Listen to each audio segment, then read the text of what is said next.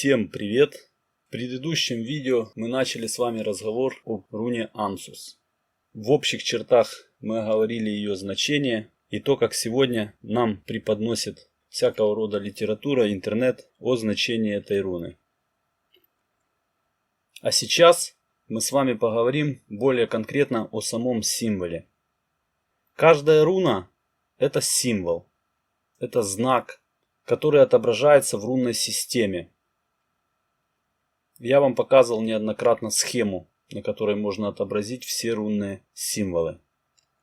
В интернете сегодня встречается очень много такого материала, когда какой-либо из авторов, обучая кого-то рунам, чертит символы, как ему захочется. То есть мало того, что большинство рун чертятся неправильно, они чертятся криво, косо, то есть как попало.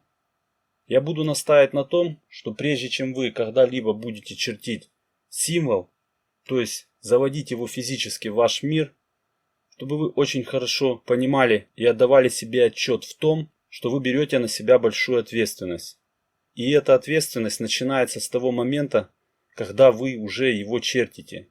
Уважайте руны, уважайте символы, ведь в большинстве случаев вы будете просить от рун того, чего в материальном мире, который вас окружает, вы не можете попросить ни у кого. Поэтому и рунные символы, прежде чем чертить, нужно хорошо подумать, что вы делаете, как вы делаете и для чего вы делаете. А теперь давайте вернемся с вами к схеме, которую мы неоднократно видели, и немного пройдемся по тем рунам, о которых мы уже с вами говорили. Вначале, перед созданием чего-либо, всегда было что-то чистое. То, чего не несло в себе никакого смысла. Этим можно отобразить вот эту незаполненную схему, на которой нет ни одной линии.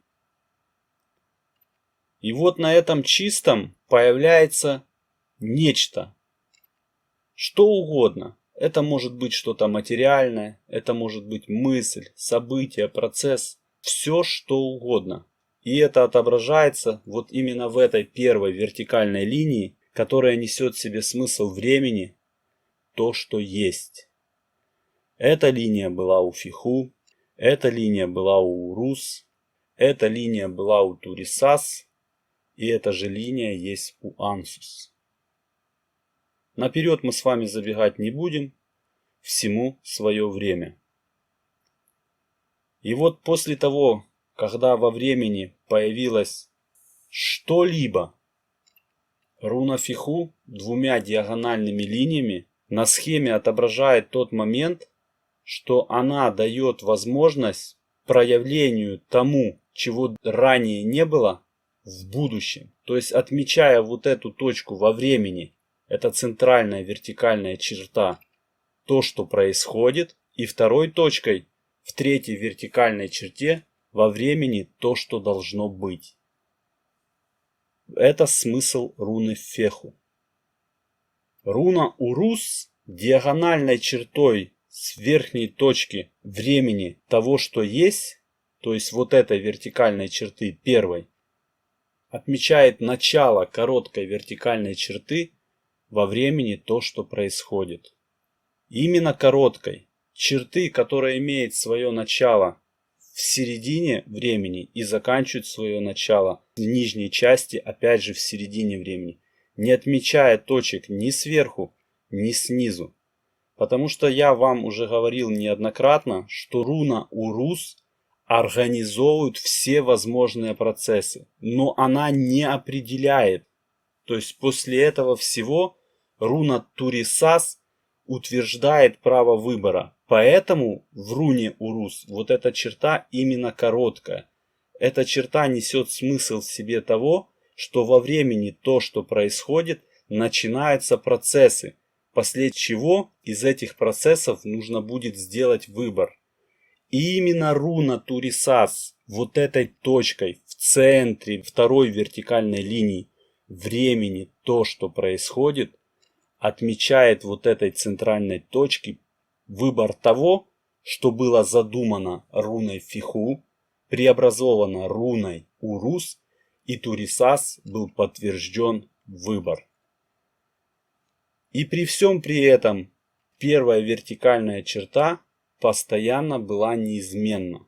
Она принадлежит одному и тому же событию, тому новому, чего ранее не было. И вот теперь проявляется руна Ансус. Ансус имеет две диагональные черты. Они по своему смыслу очень схожи с диагональными линиями, которые были у Феху. Но они уходили вверх, давая зарождение.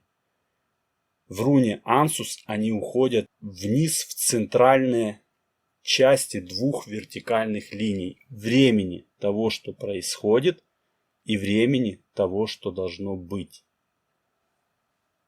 Вот эта первая короткая диагональная черта, которая заходит в центральную линию, именно в саму середину, ровно так же, как это было у руны Турисас, только здесь в данный момент одна диагональная черта, которая исходит сверху вниз, в центр. Она отмечает вот тот выбор и подтверждает его, как бы подкрепляет от руны Турисас, что вот этот выбор, он лучший во времени то, что происходит для того процесса, который был зарожден руной Фиху.